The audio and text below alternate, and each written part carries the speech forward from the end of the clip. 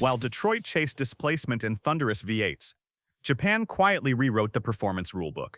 Instead of brute force, they leaned into intelligence, lighter engines, tighter tolerances, and engineering that squeezed speed from every cubic inch. What followed wasn't imitation muscle, but a new philosophy of motion. These 11 Japanese legends didn't overpower their rivals. They outsmarted them. Some became icons, others vanished into obscurity, and a few were so rare, most enthusiasts have only seen them in photographs. Let's count them down. Number 11, 1969 Isuzu 117 Coupe.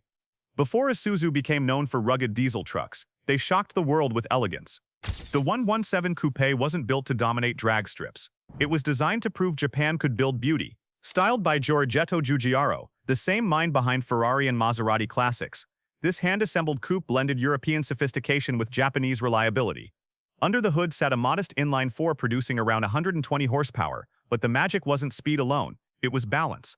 Lightweight construction, smooth power delivery, and a chassis tuned for confidence made the 117 feel far more special than its numbers suggested. It wasn't loud, it was refined, and that quiet confidence made it unforgettable. Number 10, 1972 Mazda Savannah RX-3 Coupe. Mazda didn't believe engines needed pistons to be fast. The RX-3 proved them right. Powered by a compact rotary engine displacing just 61 cubic inches, it delivered 110 horsepower and spun freely toward redline like nothing else on the road. Despite its economy car proportions, the RX-3 sprinted to 60 mph in under 9 seconds and pushed past 120 mph. Japanese tax laws penalized large engines, so Mazda sidestepped the system with brilliant engineering. The result was a lightweight, smooth revving machine that embarrassed cars twice its size. Styling helped too. Twin round headlights, a fastback silhouette, and subtle muscle gave it presence far beyond its footprint. It wasn't perfect. The live rear axle could get nervous when pushed hard, but this was a car that proved unconventional ideas could win. Number 9, 1975 Toyota Celica GT. On paper, the Celica GT looked tame. A naturally aspirated four-cylinder producing under 100 horsepower, slow acceleration, modest top speed. But what Toyota really built was potential. The Celica's lightweight chassis and rear-wheel drive layout made it a favorite among tuners long before that culture went mainstream. It became a blank slate, a car that invited creativity.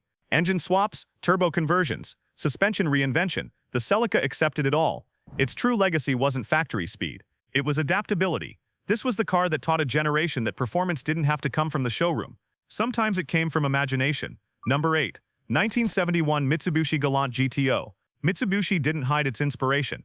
The Galant GTO wore long hood proportions, quad headlights, and a pillarless profile that echoed American muscle, but it delivered something different. With a lightweight body and efficient powertrain, it reached 60 mph in around 9 seconds while still returning impressive fuel economy. Rear-wheel drive and a 5-speed manual gave it genuine driver engagement, and rally success proved it was more than a styling exercise. Planned motorsport dominance was cut short by the oil crisis, but the GTO adapted. It found success off-road, proving its versatility. Muscle-inspired looks, precision-focused execution. Number 7, 1973 Datsun Bluebird SS Coupe. The Bluebird SS wasn't built for bragging rights. It was built for people who love driving. A rev-happy 1.8-liter inline-4 paired with a manual transmission rewarded smooth inputs and momentum-based driving. The fastback design gave it visual energy, while the interior delivered comfort without excess. Bucket seats, logical gauges, usable rear seating. It was practical performance before that phrase existed. This was accessible speed. Not intimidating, not fragile, just honest engineering that made everyday roads feel alive. Number 6, 1990 Nissan 300ZX Twin Turbo. When the Z32 arrived, it didn't ask permission. It simply reset expectations. Twin turbos, 300 horsepower, 155 mph top speed. Numbers that challenged Europe's best and beat many of them. Four-wheel steering sharpened cornering. Multi-link suspension balanced comfort and control. Braking was immediate and confident. Inside, the cockpit wrapped around the driver like a fighter jet. This wasn't a raw sports car. It was a complete system. Fast, comfortable, and devastatingly capable. Nissan didn't just compete here. They dominated.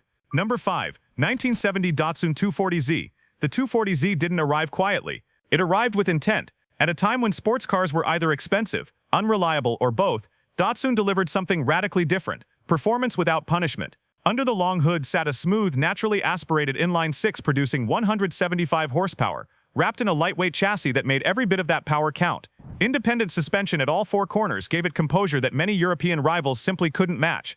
This wasn't brute force. It was harmony. Steering feel was direct, the chassis communicated clearly, and the car encouraged drivers to push harder with every mile. Yes, it had imperfections. Emissions-era throttle tuning could feel awkward at low speeds, and early suspension setups showed mild balance quirks when pushed to the limit. But those flaws never overshadowed the experience.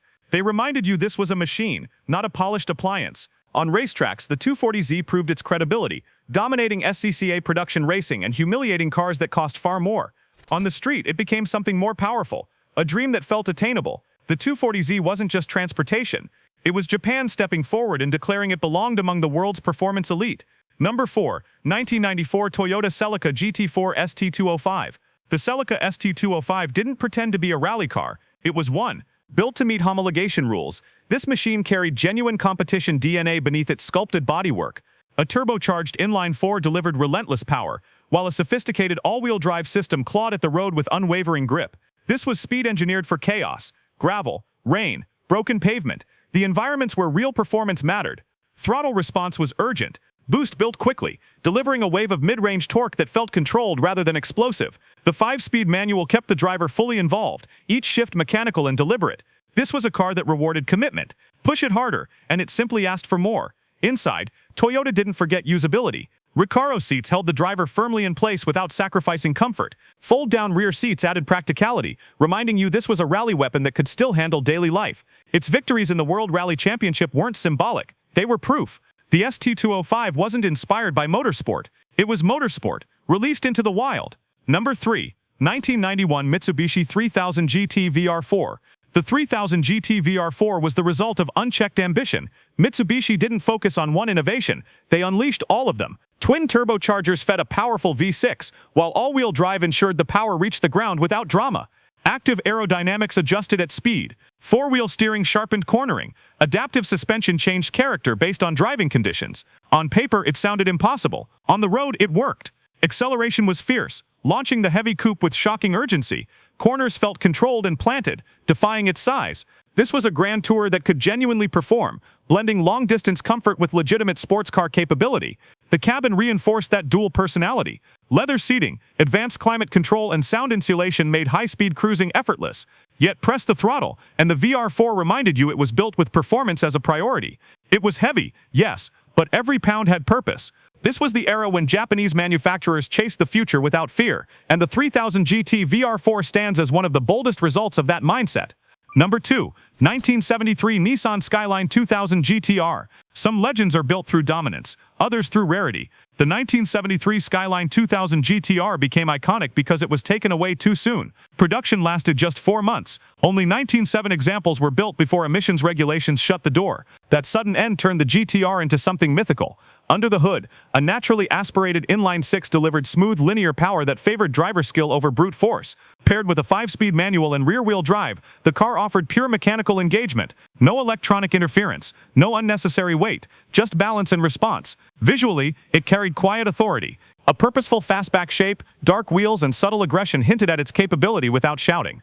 This wasn't a car chasing attention, it commanded respect. Though its time was brief, its impact was permanent. Every Skyline GTR that followed owes its existence to this fleeting moment in history. Number 1. 1967 Toyota 2000 GT. Before Japan earned respect, Toyota built something extraordinary. The 2000 GT wasn't created to compete, it was created to change perception. Developed alongside Yamaha, this car fused race-bred engineering with handcrafted beauty. Long, low, and impossibly elegant, it looked more European than anything Japan had produced before, and that was entirely the point. Its inline-6 delivered refined, high-revving performance. Double wishbone suspension provided precision unheard of in its era. Four-wheel disc brakes ensured control matched speed. Even the body itself was advanced, formed using techniques borrowed from aerospace manufacturing. Nothing about the 2000 GT was ordinary. Toyota proved its reliability and endurance by setting world speed records, then cemented its cultural status by placing the car in a James Bond film. Only 337 were ever built, and today they command 7-figure prices.